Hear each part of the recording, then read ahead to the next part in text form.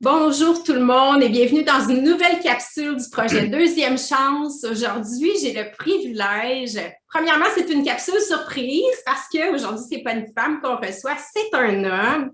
Et j'ai le privilège de vous présenter Daniel Blouin. Daniel, sois le bienvenu parmi nous. Ben, merci à toi, c'est très gentil. Ça me fait plaisir d'être là.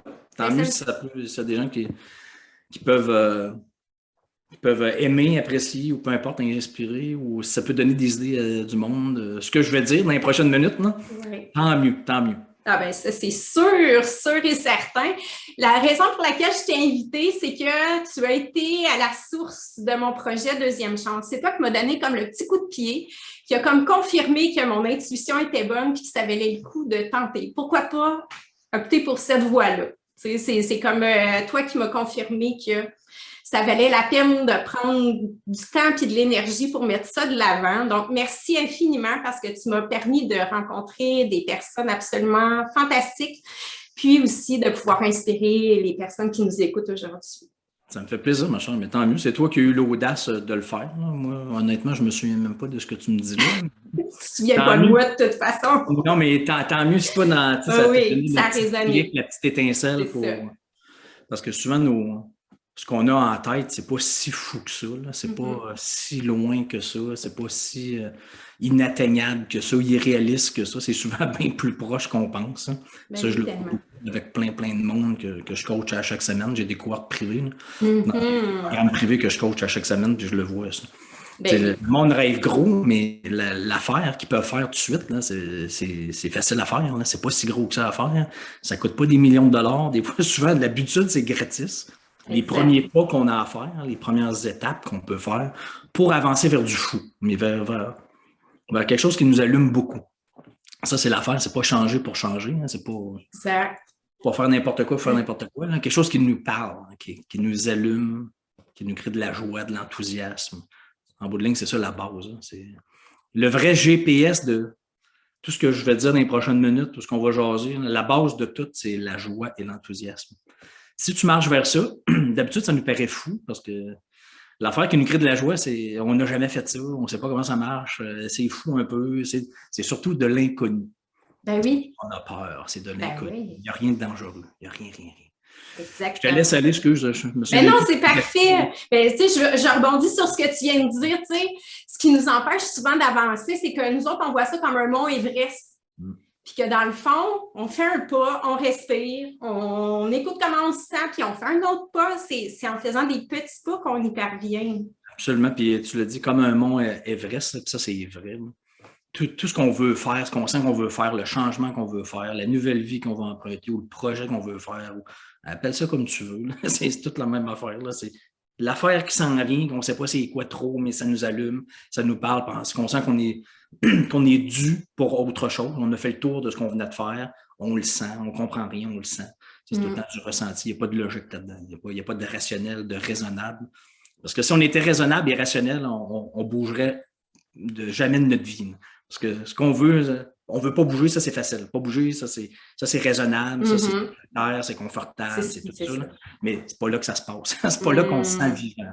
Ça, on s'éteint dans ce temps-là. Mais quand tu dis le mont Everest, pour revenir à ce que je voulais dire, des fois je pars, des fois j'ouvre une parenthèse, j'ouvre 18 parenthèses après. Mais ton mont Everest, ça c'est vrai. Puis en bout de ligne, il n'y en a pas de montagne.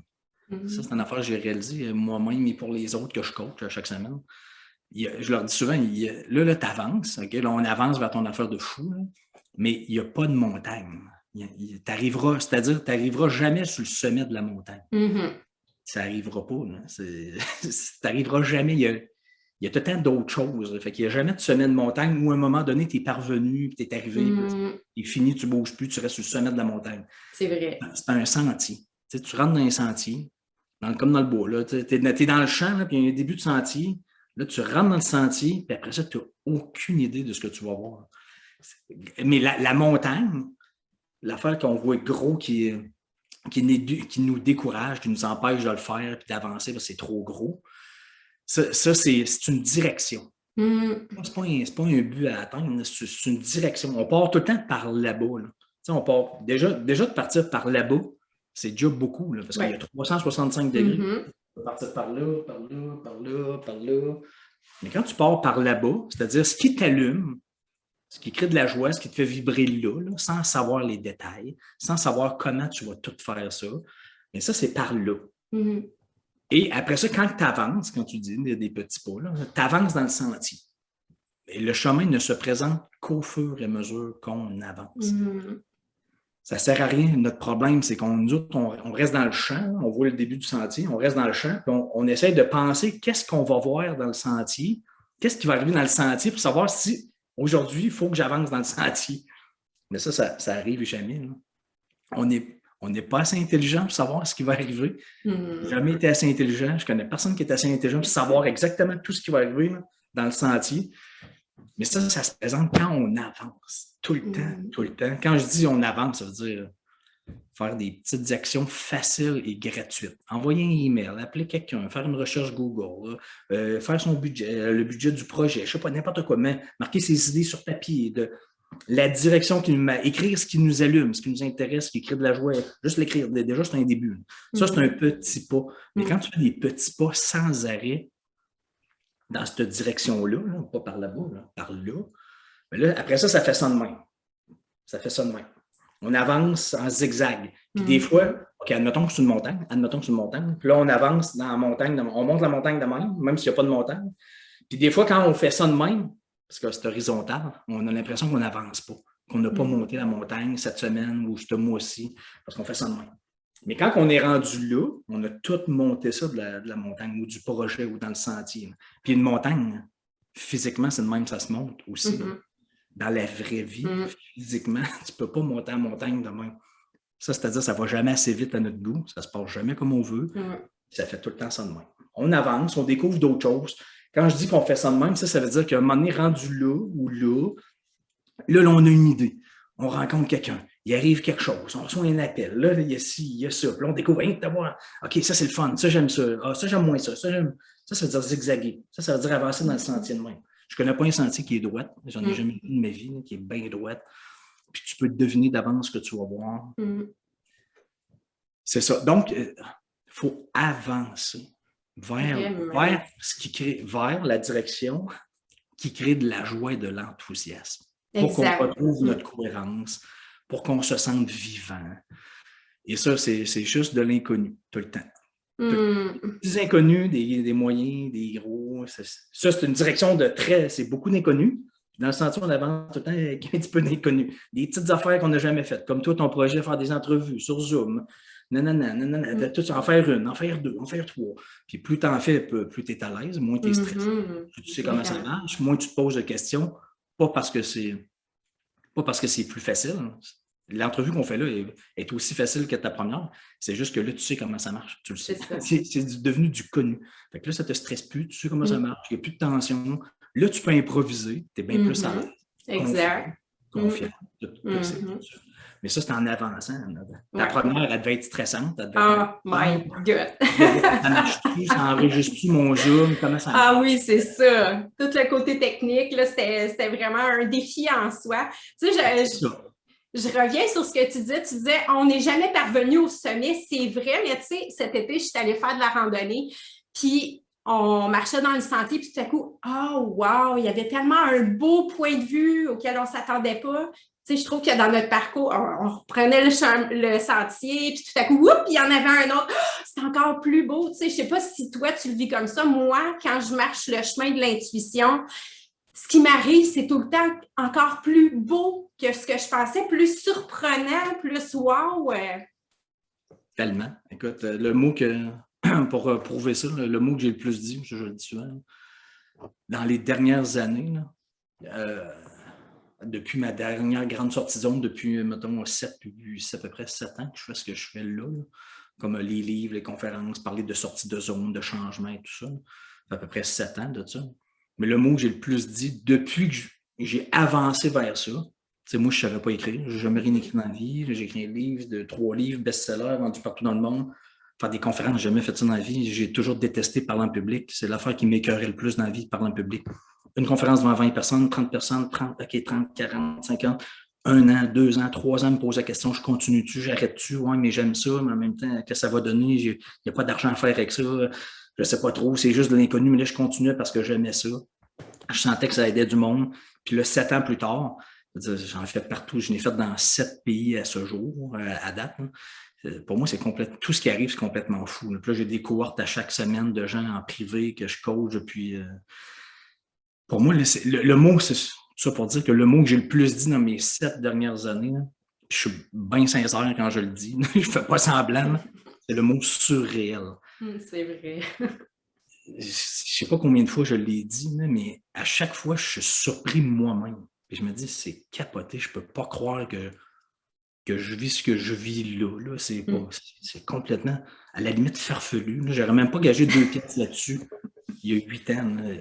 Impossible. C'était impossible à parier 2 piastres. C'est sûr que je les aurais perdus, les 2 piastres. Mais ce que je vis, premièrement, c'était impossible à prévoir. Donc, ça ne me servait à rien de me poser question, j'avance-tu dans le sentier ou j'avance pas? Je vais essayer de prévoir ce qui va arriver. Je n'aurais jamais rien fait. L'analyse qui paralyse, je n'aurais rien fait. De toute façon, je n'étais pas assez intelligent pour savoir ce qui allait arriver. C'était bien plus gros. Ce que tu dis, c'est tout le temps plus beau, plus. Mais c'est fou. Là. Je te donne juste un exemple. Moi, pendant la deuxième vague l'année passée, là, il y a un an, la deuxième vague du coronavirus, c'était comme le pic mondial, là, la deuxième vague. Là, c'était compliqué de voyager. C'était vraiment compliqué. Là. Puis moi, j'étais en Europe, puis j'étais à l'île de la Réunion pour faire des conférences, puis avec ma grande fille qui m'avait accompagné un mois complet là, dans le pire scénario de l'humanité pour voyager. Là. J'étais dans les aéroports à Charles de Gaulle, à Paris, tout seul, devant la Tour Eiffel, sur le Trocadéro. Là, il y avait moi, ma fille, puis personne. Zéro personne. D'habitude, il y a des milliers de personnes. Là. Il y avait 0 personne. C'était un scénario de film d'apocalypse. Même le taxi à Paris m'a dit, écoute, sérieux, tu es le seul touriste à Paris. Là. Il n'y en a pas d'autres. C'était fou. Là. Il n'y a personne qui voyageait. Hey, je faisais des entrevues au Québec parce que le monde me disait, hey, tu voyages, comment tu fais ça? Puis là, il me posait des questions sur mes voyages. Penses-tu vraiment que je pensais un jour vivre ça dans la vie? Zéro. J'étais à l'île de la Réunion, là, dans l'océan Indien. J'étais allé là pendant la deuxième vague. Je ne savais même pas que je pouvais repasser en France. C'était compliqué. J'ai fait la file dans des rues à Paris pour les deux tests pour être sûr que j'aille mon résultat avant de prendre l'avion pour l'île de la Réunion avec ma grande fille. C'était compliqué. Tout ce que j'ai vu, c'était compliqué, oui, mais c'était surréel. C'était capoté, c'était une expérience fou. Moi, je tripais. C'était bizarre. Il y en a qui se seraient écroulés, qui auraient pleuré, qui ils n'auraient jamais fait ça. Premièrement, là, j'étais le seul qui faisait ça. J'étais le seul à voyager dans le monde. Même les assurances, la Croix-Bleue, j'en ai un papier de la Croix-Bleue, ils me disaient, là, on ne vous conseille vraiment pas de voyager. Ça, c'est les assurances de voyage qui me disaient, on vous conseille vraiment, on ne veut pas vous assurer. Mais si vous voulez, on va vous assurer, mais on ne vous conseille vraiment pas de voyager. Mais en tout cas, ça c'est juste la deuxième vague. Mais depuis 7 ans, les affaires que j'ai faites en Polynésie, au Maroc, partout. Puis moi, j'ai jamais voulu parler en public. Je n'ai pas étudié là-dedans. Je n'ai pas voulu faire ça. Je ne connais rien là-dedans.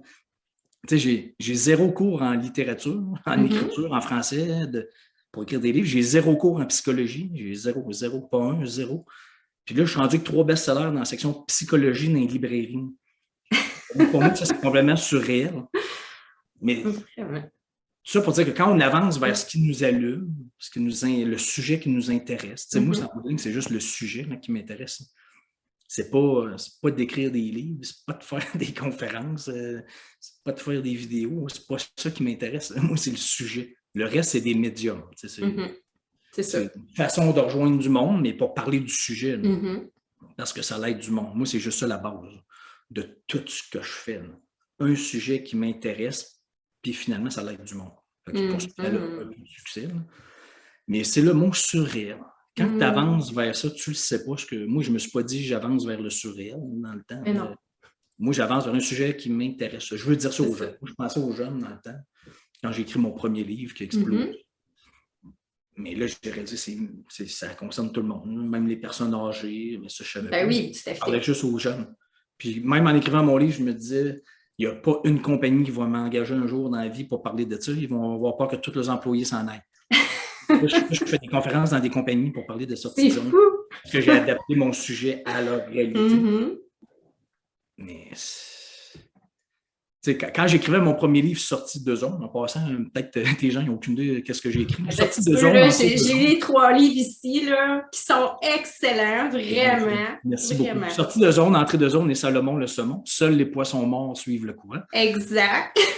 Quand j'écrivais Sortie de zone, ça, c'est 3 livres qui s'adressent à tous ceux qui j'ai effectué des changements dans leur travail, leur carrière ou leur vie, mais qui n'osent pas sortir de leur zone, qui ont peur, l'insécurité et tout ça. Là.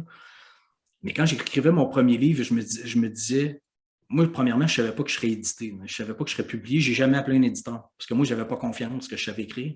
Moi, dans ma tête, c'est une carte d'affaires que je m'imprimais moi-même. J'ai imprimé 2 boîtes de 50 exemplaires. C'est comme ça que j'ai commencé. Puis quand je l'écrivais, je me suis dit, je devrais-tu écrire en français international pour que tout le monde le comprenne? Si un jour, un Français lit ça, ce que je suis en train d'écrire là, puis là, dans ma tête, je me suis mis à rire tout seul. Je me suis dit, allez, on s'en sac-tu. De toute façon, il n'y a personne, même à Montréal, qui va lire ton livre. Fait on s'en fout. Fait que j'ai écrit, mais on s'en fout. Comme si je m'en foutais complètement, finalement. Même que dans le livre, dans mon premier livre Sortie de zone, j'ai écrit un moment donné, je peux pas croire que je suis en train d'écrire un fucking livre. Puis là, j'ai écrit fucking livre.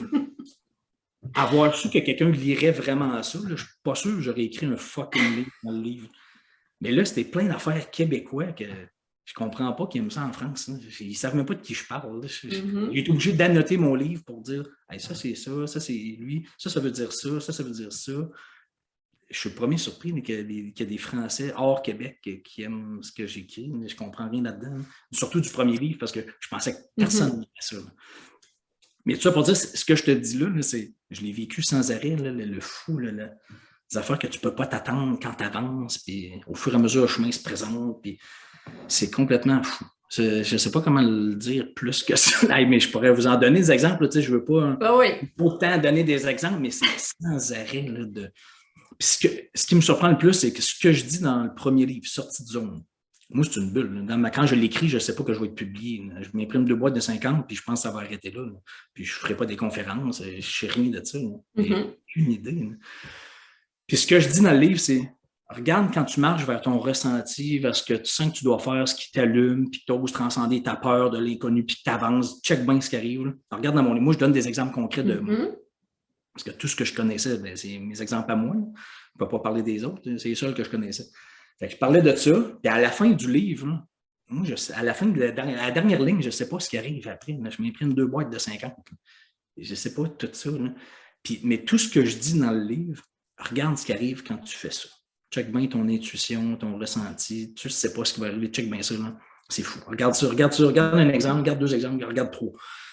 Quand je l'ai sorti, quand j'ai imprimé 2 boîtes, puis j'ai commencé à avancer dans le sentier, puis m'afficher, puis tout ça. Là. Ce qui est arrivé après, là, je l'ai reprouvé encore fois 1000. Pas un peu, là, fois 1000. Ce que je dis dans le livre, là, regarde ce qui est arrivé après. Je ne savais pas en l'écrivant, moi, qui arriverait ça encore après. Là. Mais c'est ça que je viens de te dire dans le livre. Regarde ce qui est arrivé. C'est pour ça que je l'ai écrit Entrée de zone. Regarde ce que je te disais. Check moi ce qui est arrivé. Là. Regarde. Puis là, il n'y a pas de fin à ça. Là. Il y a pas de fin, là. Je pourrais écrire encore un autre livre. Regarde bien ce qui est arrivé encore. Là. Moi, deuxième livre, je ne savais pas qu'il y avait le coronavirus qui s'en venait. Je ne savais pas que je serais tout seul dans le Trocadéro à Paris, à Charles de Gaulle, dans l'océan Indien. Je ne savais rien de ça. Là. C'est sans arrêt de ça. Mais ce qui est le fun, c'est que ça, je l'ai prouvé. Là, avant, j'étais convaincu à 99,9% de ce que je disais. Maintenant, je suis convaincu à 3000 parce que je l'ai trop prouvé souvent et c'est sans arrêt. Mais surtout que je le vois avec tous les gens que je coach à chaque semaine. Toutes les cohortes privées, je le vois. Je suis le premier surpris. Puis c'est de partout dans le monde. C'est de tous les métiers. Là. Dans mes cohortes, là, j'ai une médecin, j'ai une dentiste, construction, j'ai policier, j'ai n'importe quoi là, comme métier informatique. Ça concerne tout le monde. Là. Dès que tu as un cerveau, une tête, ben, ça marche de même. C'est comme ça que ça marche. Là. Peu importe ce que tu fais dans la vie.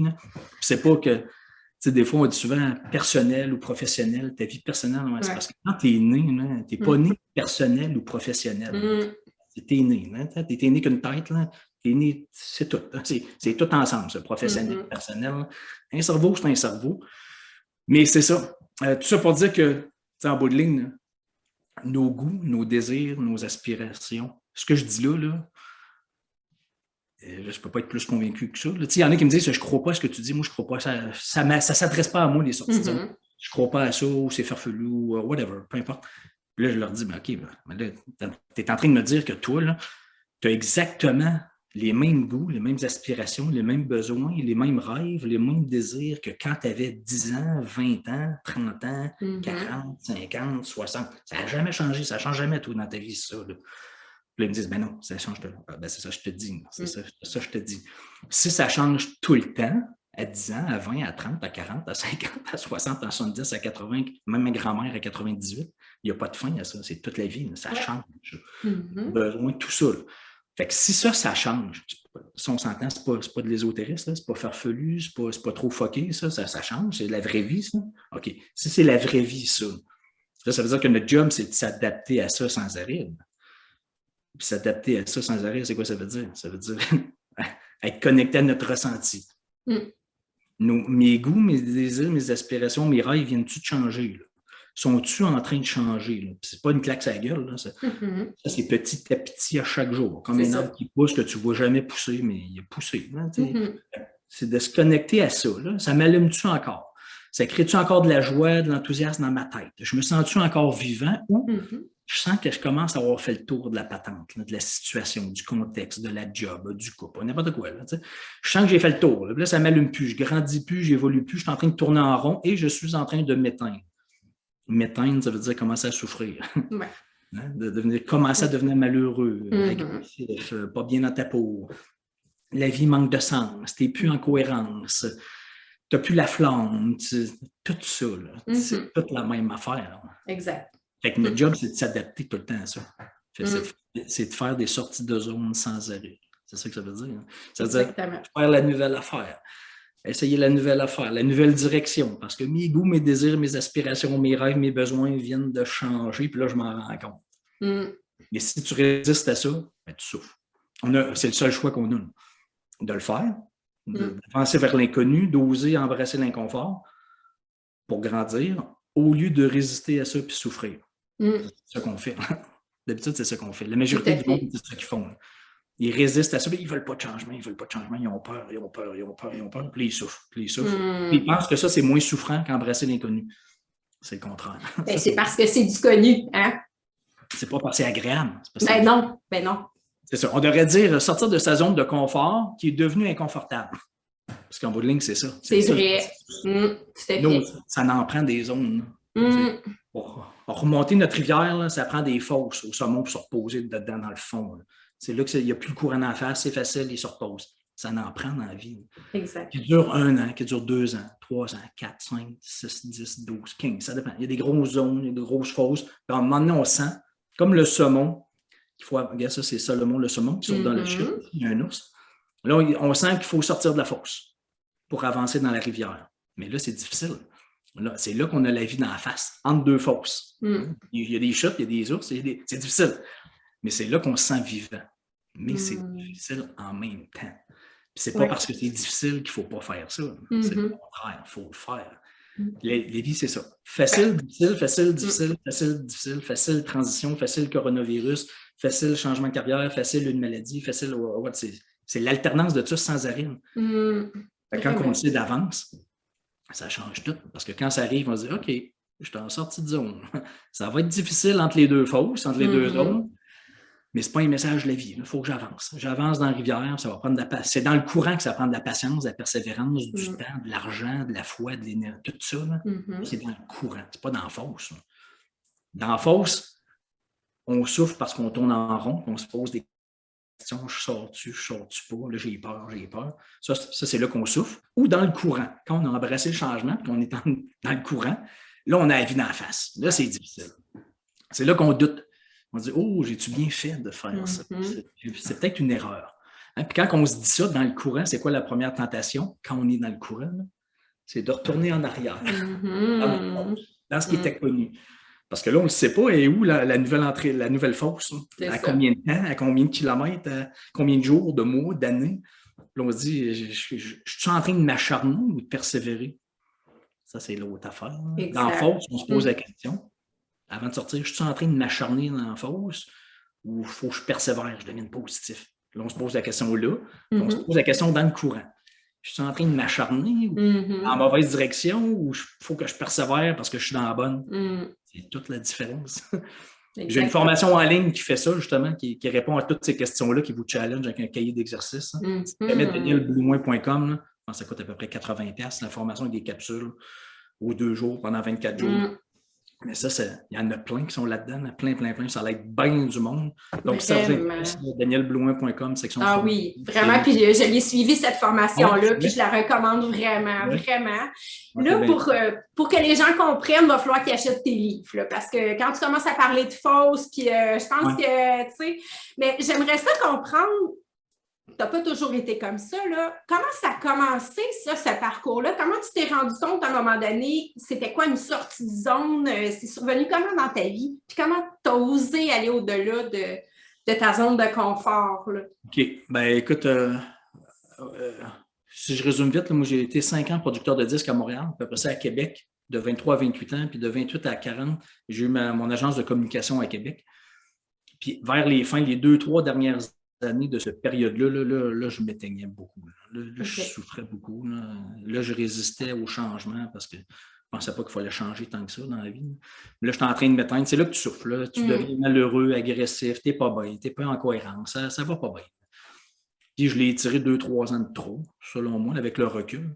Mais finalement, je l'ai fait parce que là, j'avais trop la main sur le feu, j'étais trop écœuré, j'étais trop pas bien dans ma peau, malheureux, appelle ça comme tu veux.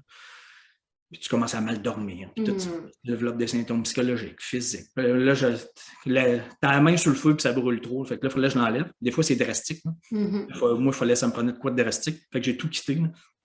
J'étais vraiment plus capable. Et j'ai quitté ma compagnie, j'ai donné les parts à mon associé. Puis là, je suis parti, j'avais 40 ans, j'avais aucune idée de ce que j'allais faire dans la vie. Là, mais ça, il fallait que ça finisse. Je n'étais plus capable. Ça ne m'allumait pas parce que c'était une erreur ou un échec.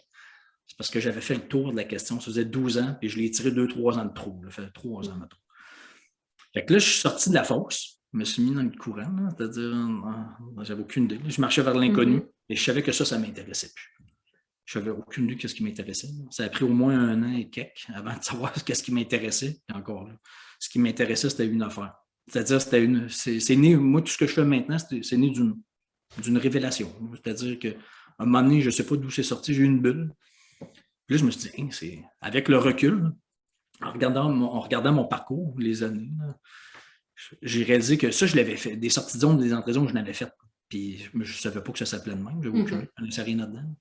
Mais je me suis dit, c'est ça, les meilleures décisions que j'avais prises dans le temps, avec le recul, c'est quand je sortais de ma zone, puis que j'embrassais l'inconnu, puis que j'avançais. Puis c'était tout le temps le même processus.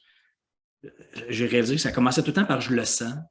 J'ai fait le tour, je deviens malheureux, je résiste, là, je souffre. Puis là, en même temps, il y a quelque chose qui m'appelle, mais je n'ose pas le faire. Puis à un moment donné, j'ai plus le choix, je le fais, j'avance, j'embrasse le changement. Je le fais, puis là, dès que je le fais, c'est difficile. Quand je sors de la fosse, je me mets le nez dans le courant, là, c'est difficile. Là, j'ai la vie d'en face. Là, je me posais des questions, je doutais. J'ai-tu bien fait de faire ça? J'ai-tu pas bien fait? Je suis en train de persévérer, de m'acharner. Qu'est-ce que ça va donner? J'ai le goût de revenir en arrière, tout ça, entre les 2 fosses. Mais là, je persévérais pareil. Parce que je sentais que je marchais dans la bonne direction. Puis à un moment donné, j'atteignais toujours le point de bascule. Où là, je commençais à avoir du succès un peu. Là, je commençais à redevenir confiant dans la nouvelle affaire. Là, je commençais à redevenir en contrôle dans la nouvelle affaire. Ça devenait du connu au lieu de l'inconnu. Là, je commençais à avoir du plaisir. Puis là, plus je continuais, plus je faisais une entrée de fosse. Puis là, c'est là que ça se passait. C'est là que je goûtais complètement à d'autres choses. Puis une chance que je l'avais faite. Parce qu'il fallait que je sorte de la fosse avant, il fallait que je persiste dans le courant pour atteindre cette nouvelle fosse-là. Ça, c'était une révélation. Je me suis dit ça à 41, 42 à peu près. Puis là, je me suis dit, il faut que je dise ça aux jeunes. Moi, j'aurais aimé ça qu'on m'en parle de ça. À l'école, au lieu de faire 3 ans de latin, moi, j'ai fait 3 ans de latin. Dans les 3 années de latin, j'aurais aimé ça qu'on prenne 1 heure, juste 1 heure, pour m'expliquer ça. Là. Regarde, Daniel, ta vie, même si tu ne changes pas de travail et de carrière, peu importe, ta vie, ça va être du changement sans arrêt. Entrée de zone, sortie de zone, entrée de zone, sortie de zone, ça va être ça toute ta vie. Là. Fait que ça, c'est de même la vie. Fait que moi, ça m'aurait aidé beaucoup. J'aurais souffert beaucoup moins, j'aurais accéléré, j'aurais mieux compris toutes mes sorties de zone. J'aurais pas capoté avec ça en me disant je suis pas normal, je suis instable. Peu importe, ça n'avait pas rapport. J'avançais dans la rivière, justement, avec mon intuition et tout ça. Donc, je me suis dit, il faut que je dise ça aux jeunes. Mon ami m'a recommandé d'écrire là-dessus. Je n'ai jamais rien écrit, c'était pas un rêve d'écrire. Je ne voulais pas écrire un livre dans la vie. 42 ans, je ne savais même pas que je savais écrire. J'ai dit, OK, je vais essayer. Fait que j'ai écrit là-dessus, sur mon sujet. Sortie de zone, ça a donné du gros n'importe quoi. C'est pas une biographie, c'est pas de la théorie, c'est pas un cours universitaire avec des belles phrases et des belles théories. Non, c'est moi quand j'ai fait, check bien ça, dans ma tête, avant, pendant et après mes sorties de zone. Check bien ça, qu'est-ce que j'en pense de tout ça. Et c'est ça. Là, ça a déboulé, ça a explosé, puis je sais pas comment te l'expliquer, là, mais c'est né de ça. C'est né d'une révélation que je voulais partager aux jeunes. Parce que j'aimais ça qu'on en parle, moi, de ça quand j'étais jeune. Ah oui. Ça m'aurait aidé beaucoup. Vraiment. Ça concernait tout le monde, finalement. C'était pas juste les jeunes, c'est tout le monde. Je suis le premier surpris de ça aussi. Là. Fait que, tu sais, moi, j'ai jamais pensé parler aux adultes. J'ai jamais pensé faire des conférences. J'ai jamais pensé publier d'autres livres. J'ai jamais pensé rien. C'est-à-dire, j'ai pas fait de visualisation de ça. Oh oui. Je dis pas que dans la vie, il faut pas faire de visualisation. C'est pas ça que je dis. Mais je pouvais pas en faire. C'était bien plus gros que je pensais. Là. Je ne pouvais même pas rêver à ça. Là. C'était impossible. Fait que ça ne me servait à rien de faire de la visualisation. Il fallait juste que je fasse ce que j'avais à faire là. Un pas à la fois. Écrire une ligne, un chapitre, un paragraphe, je ne sais pas ce que ça donne, je ne sais pas ce que ça va donner. Il n'y a aucune idée, il n'y a pas d'argent à faire avec ça. Ce n'est pas une carrière, ce n'est pas un métier, c'est juste l'inconnu. Qu'est-ce que je fais là? Je ne sais pas, mais ça m'intéresse de dire ça aux gens. Je veux dire ça aux gens. C'est né de ça. Mais comment ça se fait que ça a marché? À quoi tu attribues ton succès? Ben, je pense, en bout de ligne, le but, l'intention, c'était d'aider du monde. Puis ça l'aide du monde. C'est pas compliqué le succès.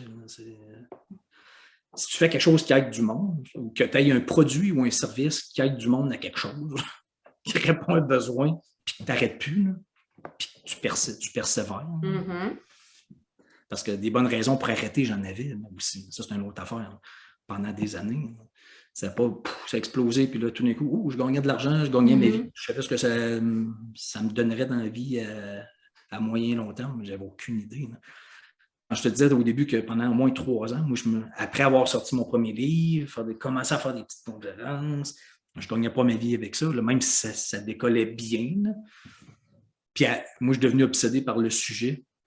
Puis je me rappellerai tout le temps de ça. C'est une anecdote que je raconte encore des fois pour montrer à quel point il faut persévérer dans la vie, là, puis plus arrêter. Là, que c'est tout là que ça se passe. Là. Quand tu marches dans la bonne direction, quand tu es dans la bonne direction, après ça, il ne faut plus que tu arrêtes. Hein. Quelques semaines, quelques mois, après avoir lancé, tu sais, moi, je m'annonçais par email. Je me suis annoncé par email. J'avais un site Internet. Je vendais mon livre par la poste, un par un, ou en PDF, sur mon site Internet. Je n'ai même pas appelé un éditeur. Puis là, je suis tellement devenu obsédé par mon sujet sorti de zone. J'aimais ça, là, parler de ça. Puis j'aimais vraiment ça. Là. C'est ça la base. Puis là, un de mes amis sur Facebook, il voyait que j'en parlais beaucoup de ça. Là, sorti de zone après, mettons, 2-3 mois. C'est tout le temps. Il m'écrit Hey, tu lâches vraiment pas le morceau, hein? Ça, c'est après 2-3 mois. Ça fait 7 ans. Ça fait 7 ans que je lâche pas le morceau. Là, il a compris, mon ami, quelques mois après, il m'a dit OK, c'est beau, là, je vois ce qui arrive. J'ai compris, là, je comprends ce que tu faisais là, mais même moi, je ne comprenais rien. Oui, c'est ça. Je ne comprenais rien. Moi, il arrivait des affaires, c'était bien plus gros que je pensais, puis ça marchait, puis je ne comprenais pas plus que lui. Mais là, il me disait OK, je comprends, OK, c'est beau, je retire ce que j'ai dit il y a quelques mois. Tu as bien fait de ne pas lâcher le morceau. Là. C'est drôle, ce gars-là, aujourd'hui, il a écrit un livre un peu sur le même sujet, en psychologie. Il m'a inspiré beaucoup, puis tout ça pour dire que pendant au moins 3 ans, je me suis posé la question. C'est long, 3 ans. C'est pas 3 semaines ou 3 mois. 3 ans. À chaque jour, tu es dans les culottes. Puis moi, j'ai 3 enfants, une maison à payer, j'ai plein d'affaires à payer. J'en ai des bonnes raisons pour faire ça. Vraiment. Pour me trouver une job, puis gagner de l'argent vite. Puis... Mais je continuais. J'ai jamais arrêté. Puis ça, c'est des petits pas. Puis ça... C'est à force, à coup de petits pas là, que tu avances vraiment. Quand tu avances dans la bonne direction. Là. Puis ça, c'est un exemple que je donne quand je dis des petits pas puis que tu avances. C'est même pas de la croyez-y, même pas. Là. C'est des mathématiques. Croyez-y pas, fais-le. Là. C'est ça. Vois, ça marche. Expérimente. La preuve, c'est que avant d'acheter mes livres, acheter le livre L'homme qui marche de Jean Béliveau. C'est un monsieur, je pense, qui n'est pas encore. Je ne pense pas qu'il soit décédé, il reste dans un bois franc. Mais ça, c'est un monsieur qui est parti de Montréal, là, qui n'a jamais arrêté de marcher. Il est parti à pied, là, avec une poussette avec 3 roues. avec un sleeping bag, une tente, un petit drapeau du Canada. Là. Il est parti par là-bas, là, vers les États-Unis, puis il n'a jamais arrêté de marcher. Un peu, là. Il marchait un peu. Il ne faisait pas une course, c'était pas un sprint, c'était pas un marathon. Non. À chaque jour, il marchait avec sa petite poussette dans les rues. Puis, mais il n'a jamais arrêté, c'est ça le point. Là. Il n'a jamais arrêté. Puis quand je te dis jamais arrêté, il a marché pendant 11 ans. C'est pas une joke, c'est une vraie histoire. Là. L'homme qui marche, achetez le livre. Il est parti par là, puis il n'a jamais arrêté. Là, puis sais-tu qu'est-ce qu'il a fait en 11 ans? À coup de petits pas, sans faire une course, en étant un gars bien normal, là, avec une poussette, là, il a fait le tour de la Terre à pied. Là. Wow! C'est pas une joke, là. Le tour de la Terre à pied. Là. Si je te dis, toi, là, pars vers ton projet, ta nouvelle vie, ton changement quelconque, puis là, arrête plus, avance. C'est pas une course, vas-y à ton rythme, avance. Chaque jour, tout le temps. Fais des actions, envoie un email, appelle quelqu'un, fais une recherche, whatever, fais ton blog, je sais pas trop, n'importe quoi. Mais arrête plus. En 1 an, 2 ans, 3 ans, 4 ans, ça va pousser, c'est des mathématiques. Tu pars par là, ben, à chaque jour, tu te rapproches de là. Là. Même si tu ne le crois pas, ne crois-y pas. Crois-y même pas, fais les pas, là, puis avance. C'est des mathématiques. C'est la même affaire. Là. Lui, il l'a fait. Si tu fais ça en 11 ans, tu peux faire le tour de la Terre à pied. Ouais. Pas en avion, à pied. Il a pris le bateau entre les deux, hein, entre les continents. Il n'a pas tout fait à pied. Mais il a fait les continents de haut en bas. Là. Wow. Même pas juste le tour de même. Non? Il a fait... C'est malin. Donc, c'est ça pour dire, c'est pas de la philosophie. C'est pas de la croyance. Crois-y pas. Fais-le. C'est souvent ça le truc. Mais il faut que tu partes dans la bonne direction. Pas pour faire de l'argent, pas pour bien paraître, pas pour avoir du confort. Oui, du confort de la sécurité, c'est le fun, hein, ça en prend un minimum, mais marche vers ce qui t'allume. Ta cohérence, qui te fait sentir vivant, vers ton empreinte digitale. Ça, je dis souvent. Il y a juste moi qui l'ai, celui-là. Il y a juste toi qui a la tienne, mais vas-y, c'est capoté. Sur la Terre, on est 8 milliards. Il y a juste moi qui l'ai, celui-là. Fait que il y a juste moi qui a ce qu'il y a dans la tête. Hein, aussi, encore plus. Si je l'ai dans le pouce, imagine dans la tête. Mes goûts, mes désirs, mes aspirations, mes rêves, mon expérience, mon énergie, tout ça, il y a juste moi qui a ça. Là. C'est à la Terre. Là. Sur 8 millions, toi, ça tout le monde. Fait que si on avance vers notre cohérence, il y a juste nous autres qui est de même. Plus on est en cohérence, plus ça marche. Plus on a du succès, plus on a du monde, plus on se sent en cohérence, on se sent vivant. C'est-à-dire en paix, dans la joie. C'est ça. Être en cohérence, c'est ça. Être dans la joie et dans la paix, t'es bien. Tu sens que ça a du sens. Ta vie a du sens. Peu importe ce que tu fais dans la vie, ça peut être n'importe quoi. Là. Vraiment. Ben, moi, en t'écoutant, là, moi, ce que tu dégages, c'est l'authenticité, le sens de l'émerveillement, puis la passion. Puis, quand je pense au move qu'on fait quand on est connecté à notre intuition, si on est dans une intention, ben, c'est l'intention aussi qui compte, mais en émerveillement, passionné, puis vraiment dans notre cœur, est-ce que tu dirais que ça fait partie du succès? Il me semble que d'avancer de cette façon-là, c'est comme tu n'es pas dans ton ego, tu n'essaies pas de contrôler les affaires, tu es vraiment...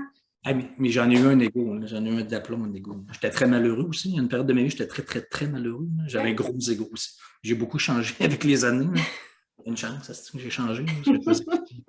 C'est vrai, je faisais vraiment pitié. J'ai déjà été quelqu'un d'autre dans la vie. Okay.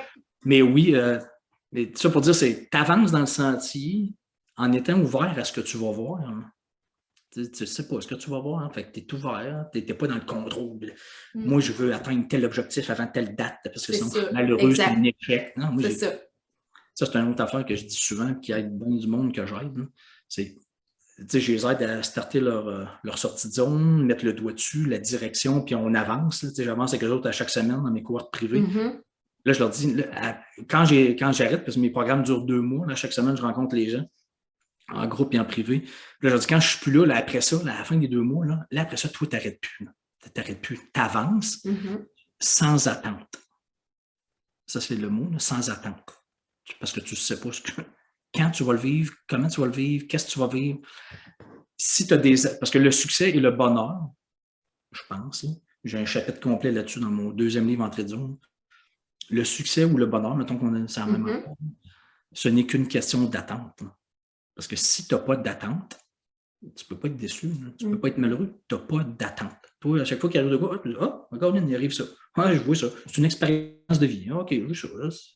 Tu ne peux pas être fâché. Tu n'es pas dans ton ego Parce qu'il y a deux affaires qui font souffrir. Juste deux. Ce que tu veux qui arrive pas. Ce qui arrive que tu ne veux pas qu'il arrive. C'est un ou l'autre. C'est un ou l'autre. Là. C'est ça l'ego. Il est fâché, il est en tabarnak, il est fâché, il est déçu, il est peiné, il est troublé, il est tourmenté, il est déstabilisé, il est outré. C'est tout ça. Là. Tout là, ça, c'est l'ego, la petite bébête animale qui est fâchée. Il est tout le temps fâché, déçu, tout le temps. Ce que tu veux qui n'arrive pas, ce que tu ne veux pas qui arrive. Avec les palettes de couleurs des deux bords. Là. Pense à n'importe quoi. Là. Inclus le coronavirus là-dedans. N'importe quoi. C'est toute la même affaire. Ça, c'est en lien direct avec la méditation Vipassana. En passant, si vous n'avez jamais essayé ça, essayez ça. Meilleur conseil, je ne peux pas vous donner dans la vie. Allez faire un Vipassana une fois. Vous allez tout comprendre ça. Puis là, votre ego va disparaître au fur et à mesure que tu arrêtes de réagir à ça. Parce que moi, j'en avais un gros ego. Moi, j'étais tout le temps fâché. J'étais tout le temps fâché dans l'ego, dans le contrôle, dans le prestige, tout ça. J'ai déjà été de même. Je sais de quoi je parle. Puis, c'était quoi ta question de ça? J'étais parti sur une lancée. C'est quoi tu viens de... Moi, je te disais que avec mon regard extérieur, ce que je percevais de toi, c'était ta passion, ton sens de l'émerveillement et ton authenticité. Ce que je voulais dire, c'est les attentes. Là. OK. Ce que tu veux qui n'arrive pas ou ce qui arrive. Ouais. Mettons que tu n'avances pas d'attente. Là. Je vais donner un exemple bien concret. Ce n'est pas des grandes paroles. C'est bien concret. OK. Moi, pendant 12 ans, là, j'étais même 17 ans, j'ai travaillé là-dedans, là, vendre des billets de show. Là. J'étais dans l'industrie du disque, là, de la musique et de l'humour. J'étais promoteur de shows. Que ce soit Céline Dion, Martin Matt, Louis-José Hood ou des vedettes internationales, les shows au Colisée de Québec. Moi, je faisais ça dans la vie. Là. Et ce qui faisait que un show, mettons un show, là, une chanteuse avec les chansons, prendre n'importe quelle chanteuse avec les mêmes chansons. Ce qui faisait que ça, notre show, c'est un succès, c'est-à-dire qu'on était heureux, ou c'est un échec, on était malheureux. C'était, mettons, une chanteuse. Les mêmes chansons, le même travail de mon équipe d'agence, le même travail du gérant, du management. OK, mettons ça. Là. Mettons que le résultat qu'on ne contrôlait pas, c'était 500 billets vendus, 500 spectateurs dans la salle. OK, qu'est-ce qui faisait que ça, ce projet-là, ce dossier-là, était un immense succès ou un immense échec? On était très heureux ou très malheureux. C'était quelle salle on avait loué d'avance. Parce que quand tu annonces un show, il faut que tu aies loué la salle en premier. C'est la première affaire à faire. Fait que ça, c'est quoi mes attentes? C'est-à-dire que si on avait loué le cabaret du Capitole dans le temps, c'était 500 places. Fait que 500 spectateurs dans la salle, c'était sold out. C'était plein. Là, on se disait, nous autres, mon Dieu, on a tellement bien travaillé. Là, on se félicitait. Là, on se disait, hey, elle est bonne, cette chanteuse-là. Ses chansons sont tellement bonnes. OK, même spectateur, OK, même 500 spectateurs dans la salle, si on avait loué le même travail, la même chanteuse, la même chanson, même tout. Si on avait loué le Grand Théâtre de Québec, c'est 2000 places. Ça, c'est-à-dire que c'était 75% de sièges vides. C'est un immense flop. Là. Ça a de l'air cave. Il y a 500 spectateurs, il y a 2000 places. Là. Ça, c'est-à-dire que pour la même affaire, les mêmes 500 spectateurs dans la salle, même tout, là, on s'attendait à 2000. C'était nos attentes. Fait que là, on se disait, bon, c'est un immense échec, on a de l'air cave, on s'auto-flagellait, on se disait, mon Dieu, qu'on a mal travaillé, c'est de notre faute. Elle, cette chanteuse-là, elle ne pogne pas tant que ça. Finalement, c'est pas un gros succès. Son affaire, ses chansons ne sont pas si bonnes que ça. Fait qu'on était très malheureux. Même affaire. C'était quoi la différence? Quelle salle on avait loué d'avance? Nos attentes. Puis ce que je dis là, je l'applique. J'en ai plus d'attente de rien. J'ai plus d'attente de rien. C'est pas pour rien que je me suis imprimé 2 boîtes de 50 exemplaires. J'ai pas d'attente de rien. J'avance, je fais ce que j'ai à faire. J'ai 24 heures dans une journée, j'en ai pas plus. J'ai l'énergie que j'ai, j'en ai pas plus. J'ai le budget que j'ai, j'en ai pas plus. J'ai les connaissances que j'ai, j'en ai pas plus. J'ai les contacts que j'ai, j'en ai pas plus. Avec ça, aujourd'hui, je vais faire mon maximum. Juste pour être fier de moi. Je vais faire ce que j'ai à faire avec tout ça. Là. Puis ça donnera ce que ça donnera, mais au moins j'avance. Fait que je me suis imprimé 2 boîtes de 50. Non. Là, ça a déboulé. Puis là, je suis le premier surpris, je n'avais pas d'attente. Fait que là, que je sois rendu à des milliers de livres vendus partout dans le monde et que je sois édité, moi, c'est tout du bonus, c'est tout du surréel, c'est complètement malade. Même dans mon livre, dans mon premier livre, je le dis, si je vends rien, si j'en vends pas de copie de ce livre-là, là, je m'en fous. J'ai écrit un livre dans la vie, moi, c'est capoté, c'est surréel. En partant, c'est surréel. Mes enfants vont pouvoir lire ça plus tard. Moi, c'est déjà 2 copies de plus que j'aurais jamais vendu. Je pensais jamais vendre de ma vie ou écrire ça. Moi, je suis tout le temps content. Fait qu'à 2 copies, j'étais content. Imagine à des milliers. Là, j'applique la même affaire avec mes autres livres, avec mes conférences, c'est la même affaire. Puis, tu sais, en bout de ligne, là, c'est pas... ça me fait tout le temps penser, je l'ai vécu il y a quelques années. J'ai fait ma plus grosse, dans la même semaine, en 2 jours, les 2 jours collés, j'ai fait ma plus grosse conférence à vie devant 6000 personnes. Puis le lendemain, c'est fou, là, dans les 2 journées collées, ma plus petite à vie, devant 7 personnes à peu près. C'était pour une fondation, il y avait 7 personnes dans la salle. Mais ce qui est le fun, c'est que c'était dans ce sens-là. Je n'ai pas fait ma plus petite, après ça ma plus grosse. J'ai fait ma plus grosse, le lendemain ma plus petite. Puis là, quand j'ai commencé à parler devant les 7 personnes, j'avais autant de fun que la veille. Là. Puis là, je leur ai dit au monde, devant les 7 qui étaient devant moi, je dis, c'est malade. Là, je suis en train de réaliser là, que j'aime vraiment mon sujet. Que je fais ça pour les bonnes raisons, parce que j'ai autant de fun là, devant vous autres, vous êtes 7, que hier soir devant 6000. J'ai autant de fun, puis je m'en fous. Là. Mon but, c'est pas de parler devant 1 millier de personnes. Il y a du monde qui s'intéresse, je peux aider ce monde-là. Là. 7, c'est parfait. Moi, j'aime ça, j'aime mon sujet, je vais t'en parler, ça me dérange. C'est tout ça pour dire que je ne fais pas ça pour être une vedette. C'est pas mon but dans la vie. Même à la limite, que personne ne me connaît, c'est bien correct. Là, je m'en sac. Que je ne sois pas sur Internet, c'est bien correct, je m'en fous. Si je peux aider du monde tout le temps avec mes cohortes, puis aider les gens à marcher vers leur fou, devenir en cohérence, embrasser l'inconfort pour grandir au lieu de rester souffrir. Moi, je suis bien content.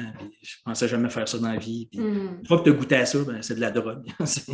Vraiment.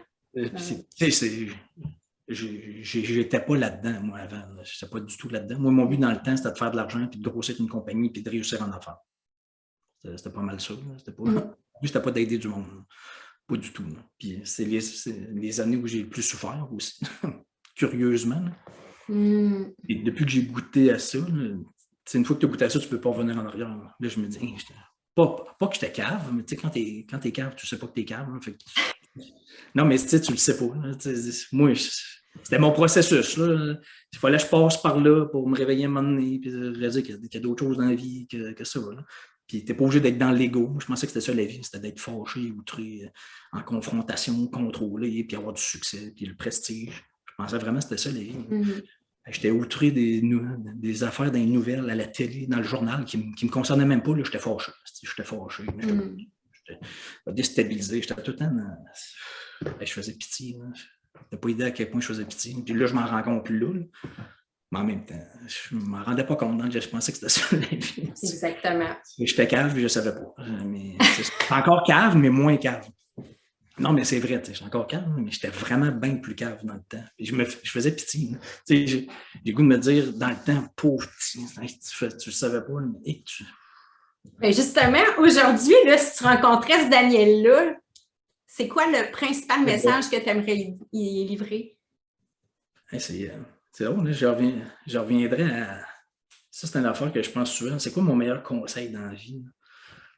Puis je me suis posé ça plusieurs fois. Je me suis dit, mettons qu'il me reste 2 minutes à vivre. On me dit, il me reste 2 minutes. Tu peux juste donner un conseil. Tant que juste au monde que tu connais, que tu aimes, peu importe. Sérieux, là, je pense que j'aurais pas de meilleur conseil à donner dans la vie que va faire une fois Vipassana. Va faire la retraite de 10 jours dans le silence et tu vas méditer 10 heures par jour. Puis tu vas voir comment ton cerveau il marche, comment te dénouer des nœuds que tu as dans la tête que tu ne sais pas que tu as, c'est pour ça que tu souffres, et comment plus jamais t'en remettre. Parce que tu vas comprendre comment ça marche.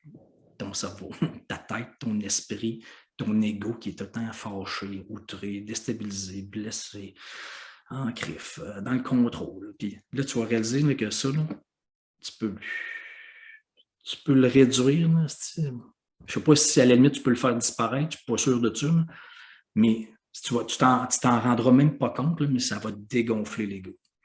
Parce que ça, c'est-à-dire que tu ne réagiras plus jamais pareil. À ce que tu veux qu'il n'arrive pas, parce que tu ne veux pas qu'il arrive. Tu ne pourras plus être fâché tout le temps, hein, parce que tu sais que tu vas être le premier cave à souffrir tout seul, dans ta tête. Pas des autres, toi tout seul dans ta tête. Parce qu'il y a une technique, là, je te résume vite. On se contrôle sur notre respiration, on voit nos bulles qui lèvent, tout ça, puis après ça, on se concentre sur nos sensations corporelles, la grosseur. Pendant 3 jours, on se concentre là-dessus, la respiration qui sort là. Puis après ça, à la grosseur d'un doigt, on se concentre sur sensation physique. Là, nos nœuds sortent dans le corps. Ils sortent. C'est pas de l'ésotérisme, ils sortent. Puis ça sort dans ta tête en même temps. Directement relié à ton subconscient, là, tes nœuds. Ce que tu voulais qu'il arrive, qui n'est pas arrivé. Ce que tu veux pas qu'il arrive, qui arrive, là, avec les palettes de couleurs. Mais après ça, quand tu le sais, ça, tu peux te dénouer des nœuds. Tu te dénoues des nœuds, donc tu es plus léger, tu es plus rayonnant, tu es moins lourd, tu es plus dans la joie. Et une fois que tu sais comment plus jamais t'en remettre, fait que tu ne peux plus réagir pareil à ce qui arrive. Aux nouvelles, à la télé, dans le journal, à ce que quelqu'un fait qu'il n'aurait pas dû faire, à ce que quelqu'un n'a pas fait qu'il aurait dû faire, parce que toi, tu aurais aimé ça qu'il fasse ça, ou que toi, ta carrière soit de même, mais tu ne l'as pas eu, cette carrière-là. Toi, tu as eu une autre carrière, ça te fait chier. Mais tout ça, là, tu ne peux plus réagir. Parce que tu sais que tu vas être tout seul à souffrir, tout seul. Honnêtement, moi, ça a changé ma vie. Ça fait 7 fois que je fais ça, des vipassana, puis j'en fais régulièrement encore. Ça a changé ma vie de tous les jours maintenant. Là. J'aurais aimé ça connaître ça dans le temps. J'aurais sauvé des années de souffrance. J'aurais aimé ça comprendre ça. Honnêtement, l'ego, ça, je ne connaissais rien là-dedans. Okay. Mais encore aujourd'hui, j'ai de la misère à te l'expliquer, là, mais je l'ai vécu, je le sais, là, je le vis. Là. Mais j'aurais aimé ça comprendre ça il y a plusieurs années, même au primaire. J'aurais aimé ça, au secondaire. Je ne comprends pas qu'on n'enseigne pas ça. Ça devrait être la base de la vie. Si tout le monde fait ça tout le temps, ça change tout. Ça change tout. Pense à tous les problèmes du monde, ça change tout. Ça change tout. C'est juste dans notre tête. Il y a plein d'affaires là-dedans. Il y a plein d'affaires. Je ne sais pas si tu connais, tu devrais le passer en entrevue, Robert Savoie. Tu connais ça? Oui, certain. Bon, passe-là en entrevue qui te raconte que ça, c'est un gars, je résume vite dans quelques secondes, c'est pas moi, là, c'est Robert. Là. Mais lui, c'est un gars que son père s'est fait assassiner par 2 jeunes. Il était dans la rue, il était livreur de je ne sais pas quoi, il s'est fait assassiner. Puis là, lui, il était fâché, évidemment. Il a perdu son père, il s'est fait tuer. Lui, il raconte qu'il est allé pardonner aux prisonniers en prison. Il raconte comment ça s'est passé. Là. Puis après ça, quand le prisonnier, un des 3, ou un des 2, je ne sais pas trop, il est sorti de prison, lui, il l'a engagé dans sa propre compagnie. Il va faire ça. Là. Puis là, il dit, moi, je suis libéré, je suis dans le pardon, ça va bien ma vie, aujourd'hui, je suis très heureux. Il dit, mais moi, mon frère est devenu alcoolique, puis il s'est suicidé. À cause du même événement. Moi, quand je raconte ça, il dit, je racontais ça en ligne ouverte à la radio, il y a quelques temps. Puis à la fin, là, c'était à la ligne ouverte. Qu'est-ce que vous en pensez de ce que Robert a fait? Là? Pardonner, tout ça, engager le gars. 95% du monde trouvait ça cave. Ouais. Incroyable. Il n'a pas pardonné ça. Fait que là, lui, il réalisait que 95% du monde était en train de lui dire « Tu n'aurais pas dû faire ça. Ouais, tu ne devrais pas être heureux aujourd'hui, être dans le pardon et tout ça. Non, tu devrais être comme ton frère. Ouais. Tu aurais dû devenir alcoolique et te suicider. » Et ruminer le caca, là. Ruminer, être fâché, être outré, être agressif, être dans la rancune, la haine. Tu aurais dû être de même. 95% du monde en nombre des appels disaient ça. On s'est entendu que c'est un manque d'intelligence, ça, dire ça. C'est de l'inconscience. Mais c'est de l'intelligence de base. Regarde, lui, il est heureux en crime aujourd'hui. Il est libéré. Oui, c'est difficile, pardonner, c'est difficile. Bien plus facile de devenir alcoolique puis se suicider, ça, c'est facile. Parce que tu rumines du caca, t'es fâché. Ton ego, il est fâché. Il est fâché. Il voulait pas que ça arrive, c'est arrivé. Ou l'affaire que tu voulais qu'il arrive, qui n'est pas arrivé. Peu importe. Il y a beaucoup de ça rattaché à ça. C'est plus facile à dire qu'à faire. C'est pas les affaires faciles à faire qu'il faut faire. C'est les affaires difficiles à faire qu'il faut faire. Vraiment. C'est un autre niveau. En tout cas, tout ça, moi, j'aurais aimé ça. Apprendre ça, il y a plusieurs... J'aurais évité plusieurs erreurs dans ma vie, souffrances et difficultés, c'est sûr. Sûr. Donc, c'est vrai. Si j'ai un conseil à vous donner, allez essayer ça une fois. Eh bien, c'est vraiment un très bon conseil, un excellent conseil. Mais j'aimerais ça savoir, le Daniel d'il y a 20 ans, mettons, en te voyant, toi, aujourd'hui, là, où est-ce que tu en es, qu'est-ce que tu penses qu'il se dirait? Il y a 20 ans, si je me regardais là, oui. Je me dirais, OK, il y a de l'espoir. Ça se peut que je ne sois pas cave un jour dans la vie. Ça se peut que je comprenne ça. Là. Je vais apprendre des affaires que je ne savais pas. Là, que je vais me réveiller, appeler ça un éveil. Tout ça. Là, je vais arrêter d'être cave. Ça se peut, je le vois dans 20 ans, je vais arrêter d'être cave. OK, parfait. Je vais persévérer jusque-là. Là. Il y a d'autres choses dans la vie que performer, faire de l'argent, être dans le contrôle, d'être tout le temps outré, d'être tout le temps fâché, d'être dans l'ego, dans le prestige, la vie est un combat, il faut que je me batte, tout le monde est contre moi, puis là, il faut que je fasse ma place, puis ça n'a pas rapport. Ça n'a pas rapport. Tu sais, je me dis, tu dis qu'il ne faut pas vivre avec, tu sais, il ne faut pas avoir d'attente, il faut prendre les choses comme elles viennent, mais tu sais, quelqu'un qui a de la misère aujourd'hui, là, qui a de la misère à arriver financièrement, qui vit pas dans un bel environnement, qui en arrache, il va se dire, c'est facile pour lui de dire ça, que tout va bien dans sa vie maintenant, là, tu sais. Ça n'a pas tout été bien. Je n'ai fait des sorties de zone. Je sais c'est quoi marcher vers de l'inconnu, puis pas avoir d'argent, puis je l'ai fait. Je l'ai fait, je sais de quoi je parle. J'en avais toutes les bonnes raisons rationnelles, moi, je les avais pour faire mes sorties de zone. J'avais plein de bonnes excuses et bonnes défaites. Si j'avais fait la liste du pour et du contre, à chacune de mes sorties de zone, j'avais juste du contre. J'avais juste, il ne faut pas que je fasse ça à cause de ci, à cause de ça. Alors, regarde la liste du contre. C'est bien rationnel. C'est bien raisonnable, c'est bien peureux, confortable, tout ça. Ça, c'est la liste du peureux. Là. Voici ce qui peut arriver, check ça, pense à ça, pense à ça. Là. Puis dans la liste du pour, j'avais tout le temps juste un pour. Je le sens qu'il faut que je fasse ça, parce que ça m'allume beaucoup, puis c'est tout. Je n'ai pas de garantie, je ne vois pas dans l'avenir, c'est juste du risque, 100%, zéro garantie, 100% risque. Ça m'allume beaucoup. C'était tout le temps le seul argument que j'avais dans la liste du pour. Je l'ai prouvé plusieurs fois, là. Je vais te donner bien des exemples. Ce n'est pas des grandes paroles, ce n'est pas de la croyance, je l'ai fait. Puis ça, c'était les meilleures décisions de ma vie, je le faisais quand même, alors que j'avais juste du contre. Quand tu veux vraiment beaucoup, beaucoup, il y a tout le temps une solution. Puis, peu importe ta situation, ben, tu n'auras pas les mêmes bulles, les mêmes rêves, les mêmes besoins, les mêmes aspirations. Un gars dans le bidonville en Inde, ben, il n'y a pas les mêmes besoins, aspirations, rêves, désirs que Desmarais de Power Corporation au Canada. Fait que c'est ça. Fait que lui, la situation est ça. Fait que lui, son rêve dans le bidonville en Inde, son rêve de l'affaire de fou, là, son fou vers lequel il peut marcher, c'est peut-être juste de ramasser des canettes pour se payer une toilette. C'est peut-être ça. Là. Mais chacun, on a notre ça, là, à notre niveau. C'est pas une question d'argent. C'est pas une question d'argent. C'est une question de t'es rendu où dans la vie. Puis là, tu as tout le temps l'autre niveau. Tu peux tout le temps avancer dans ta rivière, peu importe ta rivière. Donc, c'est pas... Puis j'en vois, là, je coach des dirigeants d'entreprise partout dans le monde, dans des groupes de dirigeants d'entreprise privés. Là. C'est pour ça que je voyage beaucoup. Puis c'est pas une question d'argent. Je vais te donner un exemple. C'est sûr que ça facilite, là, mais ça peut accélérer, faciliter, mais c'est pas une question d'argent. À un moment donné, j'avais un gars devant moi, il faisait 1 milliard de chiffre d'affaires par année.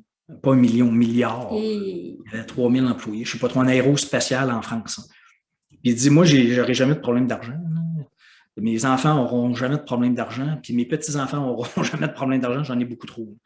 Il dit, mais là, moi je ne suis plus capable. Moi, des banquiers qui me disent pourquoi j'ai fait 12% au lieu de 13% de rendement, puis je ne suis plus capable. Il dit, moi, mon rêve, là, ce qui me rendrait vraiment heureux maintenant, là, c'est d'être boucher. J'aimerais ça être boucher, là, avec mes animaux. Puis là, c'est ça. J'en ai plein d'affaires de même. J'ai plein. C'est pas une question d'argent. Et lui, je rajoute des millions. Oh, il peut devenir boucher, c'est plus facile. Il y a de l'argent pour devenir boucher. Ça va accélérer, faciliter, mais lui, il est dans le mal de vivre. Il fait 1 milliard de chiffre d'affaires. Il est dans le mal de vivre, ça l'écœure, les banquiers, le rendement. Il n'est plus capable. Ça fait plus. Tout ça pour dire, ça fait plus de sens dans sa vie. Exact, c'est ça. C'est pas une question d'argent. C'est ça. Tout le monde arrive là un moment donné. Oui, tout à fait. Mais ça se peut que tu veuilles. Il aurait pu vouloir faire ça le reste de sa vie. Ouais. Lui, il fait juste se réveiller et se dire ça fait plus de sens. Je l'ai fait, je sais que je suis capable, puis c'est ça. Mais c'est ça. C'est pas une question. C'est pas une question d'argent. Puis, tu sais, ce qui va nous allumer, il ne faut pas le juger. Tu sais, on se dit, mais voyons donc, il fait 1 milliard, puis il va être bouché. Tu sais, c'est. Ça n'a pas rapport de juger. Exact. Ouais. C'est autre, ça me fait penser un peu à mon parcours là. Dans les dernières années, j'ai voyagé beaucoup. Là, je suis bien content là, d'avoir fait ça, puis d'avoir fait ça dans 7 pays, puis sans arrêt. Puis... Mais c'est drôle, aujourd'hui, là, faire ça, là, puis voyager partout dans le monde, puis dans des conférences, puis des ateliers. Puis... Moi, c'était c'est devenu à un moment donné mon rêve. Je me suis dit, je pourrais peut-être faire ça. Puis là, ça a commencé, puis là, ça a continué, puis je l'ai vécu, puis en masse, là, vraiment beaucoup. Là. Puis aujourd'hui, là, là, tu me dirais, hey, tu as une tournée en Europe, j'en ai une en juin prochain, là, mais en tout cas, tu me dirais, tu peux en faire plus si tu veux. Là. Puis là, je te dirais, là, non, ça me tente plus tant que ça. Là. Un peu, mais plus tant que ça. C'est plus mon rêve. Pas parce que c'est pas le fun, on s'entend. Moi, je suis en train de te dire que ça ne m'excite plus tant que ça de le faire des conférences à Paris. Je n'aurais pas engagé 2 piastres là-dessus, moi, il y a quelques années. J'aurais dit, ta gueule, faire des conférences à Paris, tout le monde rêve de faire ça. Là. De quoi tu te plains, arrête de te plaindre. Là. Mais c'est pas grave. Là, si je suis bien honnête aujourd'hui, je te dirais que ça m'excite plus, ça me crée plus de joie maintenant. À la limite, je disparaîtrais des réseaux sociaux, puis je serais pas nulle part, je parlerais plus devant plein de personnes. J'aurais juste mes cohortes privées dans mon programme que j'appelle One-on-One, puis j'aurais juste mon monde que je coach à chaque semaine. Moi, c'est parfait. Là. Moi, dans ma tête, je suis arrivé sur le sommet de la montagne. C'est la cerise sur le Sunday de tout ce que j'ai fait à ce jour. Que ce soit mes livres, mes conférences, voyager dans le monde. Moi, aider du monde maintenant chaque semaine, puis voir le processus, puis voir ce qu'ils vivent, là, comme affaire de fou, là, parce que j'ai plein de résultats, j'en ai plein. Cette année, je suis rendu à la 5e cohorte. J'ouvre une 6e cohorte en janvier-février. Si jamais ça vous intéresse, envoyez-moi un message. J'accepte juste 12 personnes par cohorte. C'est-à-dire que pendant 2 mois, moi, je suis 12 personnes. Je n'en suis pas des centaines et des milliers. Puis par année, ça fait 5 fois 12, ça fait 60. 60 personnes. On ne parle pas de centaines de personnes et de milliers de personnes. Mais je m'en fous. J'imagine l'impact que ça a sur 60 vies. Et plus que ça, parce qu'il y a plein de gens qui sont touchés directement par leur changement. Mais moi, c'est l'affaire la plus gratifiante que j'ai faite à date. C'est sûr. Et la plus fun, la plus... Mais là, on ne parle pas d'être dans l'ego, dans le prestige, ou dans les personnes, puis de voyager, puis de tout. Non, je ne parle pas de ça pantoute. Mais ça, je l'ai fait. Je l'ai fait, je sais que je suis capable de le faire. Je l'ai fait. Puis c'est pas parce que c'est moins bon, mais je suis meilleur, je l'ai fait. Là, je suis rendu là. Tout à fait. Puis dans 1 an, 2 ans, 5 ans, ça va peut-être être autre chose. Ça va peut-être être ailleurs, puis ça ne m'intéressera plus. C'est pas mal ou c'est un échec, c'est une étape. Il va juste falloir que je m'adapte à ça. Puis je continue à avancer dans ma rivière. Ça sera peut-être d'autres choses. Je vais peut-être avoir un jardin pour faire de l'agriculture, je ne sais pas. Peut-être que je vais me tanner de coacher du monde chaque semaine. Mais je ne le sais pas. J'ai pas d'attente. Puis je suis ça au fur et à mesure. Donc, peut-être que ça va me repogner de faire des conférences en Europe ou ailleurs. Peut-être. J'y retourne en juin. Mais ça va, je l'ai dit, ça a commencé, moi, ça commence à grandir tout le temps petit à petit. Tu t'en rends pas compte, mais ça s'en vient. Tu commences à le vivre. C'est insidieux, comme un arbre qui pousse. Hein. Tu ne vois jamais pousser, mais il pousse. Puis il n'y a pas très longtemps, mettons, je ne sais pas trop, il y a 2 ans à peu près. 1 an, 2 ans. J'étais à Nantes, puis là, j'étais avec des dirigeants d'entreprise, puis là, je fais une conférence, atelier, puis là, je leur dis exactement ça. Moi, ça fait quelques fois que je donne des conférences à Nantes, là, c'est dans l'ouest de la France, là, sur le bord de l'Atlantique. Puis là, je leur dis, écoutez, comme là, moi, venir ici à Nantes, là, c'est le fun. Oui, tu sais, je ne peux pas me plaindre, c'est quand même le fun. Il y en a qui, c'est leur rêve de vie, de faire des conférences en France, puis venir à Nantes, puis... Mais moi, ça fait une couple de fois que je viens. Là. Fait que là, maintenant, pour moi, c'est moins excitant. Je découvre moins d'affaires. Je la connais, la ville. Je l'ai vue. Je commence à la revoir. Fait que moi, revenir ici, j'ai rien contre vous autres. Là, je suis à Nantes, puis je parle à du monde qui vit à Nantes.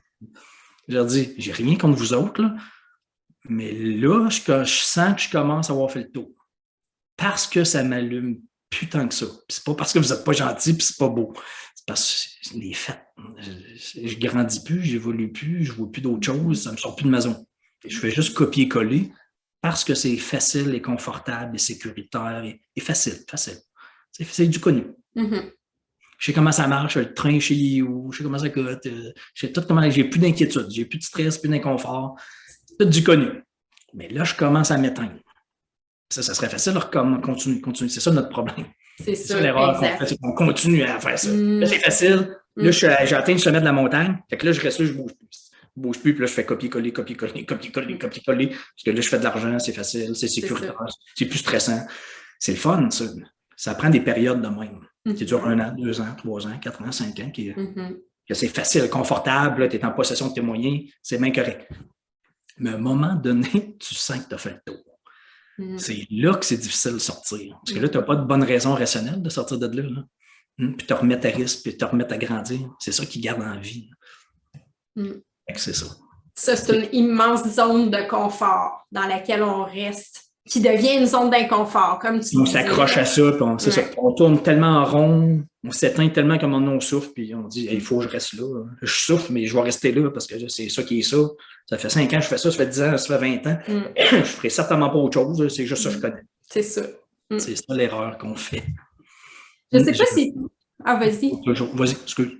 Non, j'allais juste dire, je ne sais pas s'il te reste un petit 2 minutes, parce que moi, il y a quelque chose que tu as raconté dans ta conférence qui m'a tellement fait rire, puis qui montre à quel point les décisions qu'on peut prendre peuvent être complètement irrationnelles, puis en même temps, quand on ose, ça nous amène vraiment... Le concours auquel tu avais participé, que tu ne savais pas jouer de guitare... Oui, là, c'est une longue anecdote. Tu peux juste dire les grandes lignes? Oui, c'était quand j'avais 21 ans. C'est un groupe qui s'appelle Upward People. C'est un groupe américain de 150 jeunes qui viennent de plein de pays dans chaque groupe. Ça fait 50 ans que le groupe existe. Ils font des grandes tournées mondiales. Puis moi, je savais qu'engager les jeunes basés uniquement sur leur personnalité et non sur leur talent. Je les avais connus à l'école primaire parce qu'ils étaient venus à Québec. On avait hébergé 2 membres du groupe. Fait que je savais qu'ils existaient, eux autres, puis c'était de même, ça marchait. Tu passes à une entrevue, puis ils t'acceptent sur ta personnalité et non sur tes talents. Fait que moi, j'avais le rêve de faire une tournée de musique dans le monde, mais je ne connaissais rien là-dedans. Je ne jouais pas de musique, puis j'avais 21 ans. Puis j'ai appliqué. Ils m'ont dit, c'est bon, on t'accepte. Tu peux partir avec nous autres en tournée mondiale l'année prochaine. On va faire 10 pays, tous les États-Unis, le Canada, l'Europe, la Scandinavie. On va faire des shows jusqu'à Helsinki en Finlande. Puis ils faisaient des gros shows dans le temps. Là. Dans le temps, ils faisaient les spectacles de la mi-temps du Super Bowl aux États-Unis. C'était Upward People qui était sur le terrain, qui faisait des shows de la mi-temps. Et donc, ils m'ont dit oui, on t'accepte. Moi, je capotais.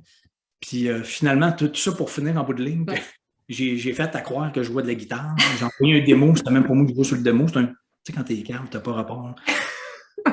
J'ai envoyé un démo, je fais à croire que c'est moi qui joue de la guitare. Puis là, ils me disent, hey, t'es bon à la guitare, apporte ta guitare cet été. Moi, il me restait 7 mois pour apprendre la guitare. J'ai appris ABC2FG, les accords de base. Puis là, je suis arrivé avec ma guitare en Arizona. On pratiquait le show tout l'été avant de partir en tournée mondiale. J'étais arrivé avec ma guitare puis ABC2FG. Puis là, je me retrouve dans le show, finalement, en bout de ligne, à jouer de la guitare, à animer le show en anglais. Je ne parlais même pas anglais. J'ai animé pendant 2 heures des shows partout dans le monde, des grandes salles, là, des stades de 15 000 places, j'en ai fait.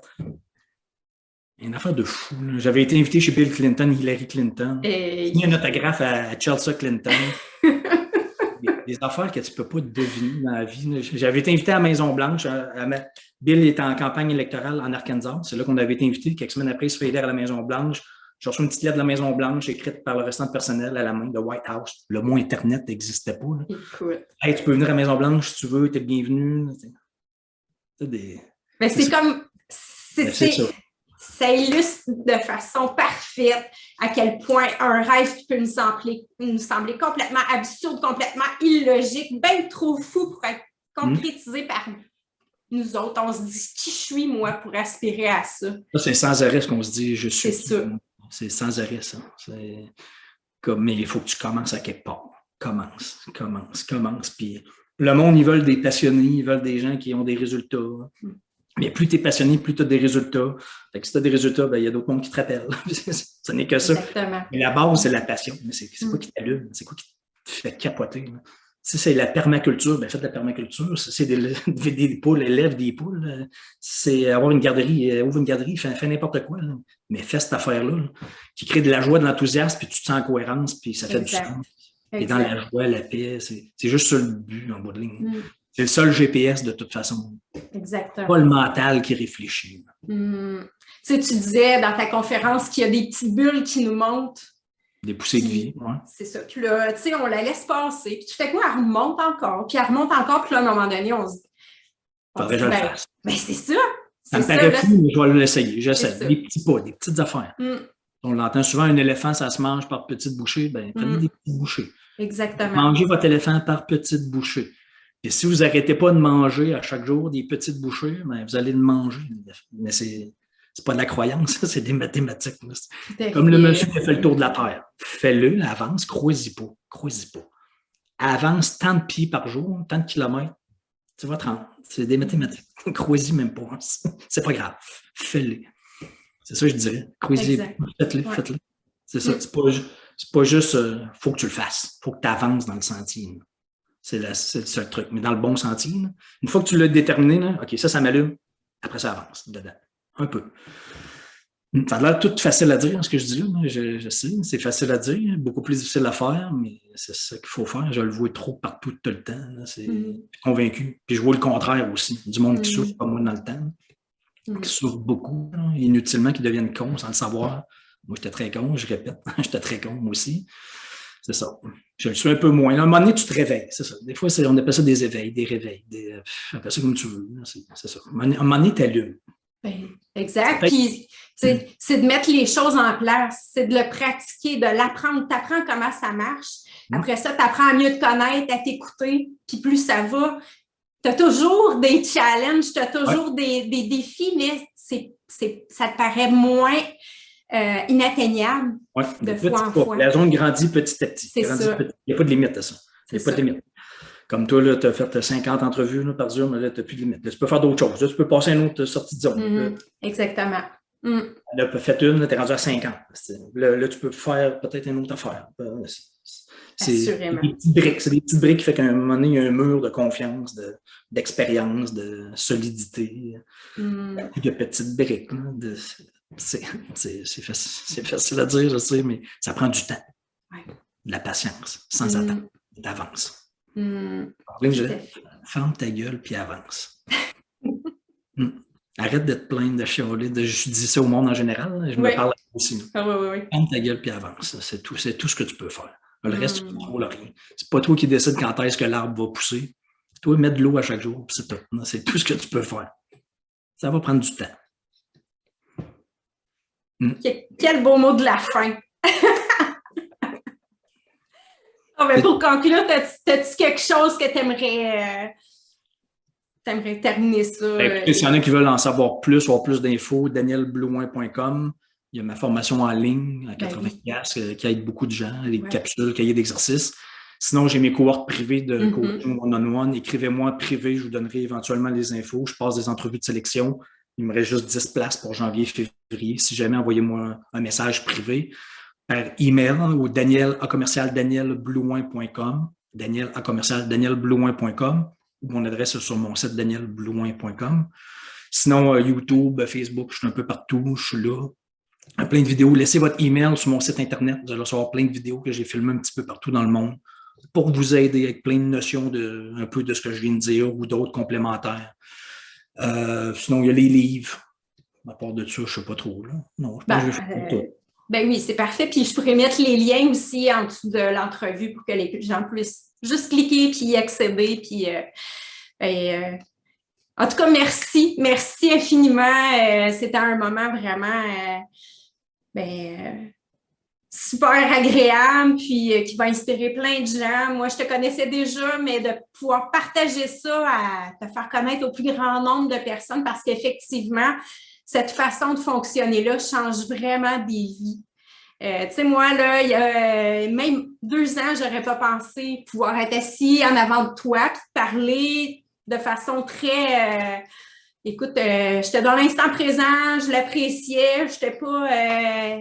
j'aurais été intimidée, j'aurais même pas été capable de poser de questions, j'aurais pas eu l'esprit clair, tu sais, c'est fou! Imagine, puis on parle juste de moi, là. On parle pas de Céline Dion. Ben non, pas tout, mais... On s'invente des blocages. C'est incroyable, incroyable. Fait que je suis la preuve vivante que tu as contribué à ça, à ce cheminement-là, puis que tes livres transforment des vies. Fait que j'invite vraiment les gens à lire tes livres, à aller voir tes conférences, puis à suivre tes formations. C'est très gentil, c'est un plaisir. Bravo pour ton audace. Ben, merci beaucoup. Tu as avancé. Oui, vraiment. Tu l'as fait. Tout à fait. Tu continues de le faire. Bravo. Ben, bien merci. Content. Puis toi non plus, bonne chance pour la suite. Merci. Salut tout le monde. Bye. Bye.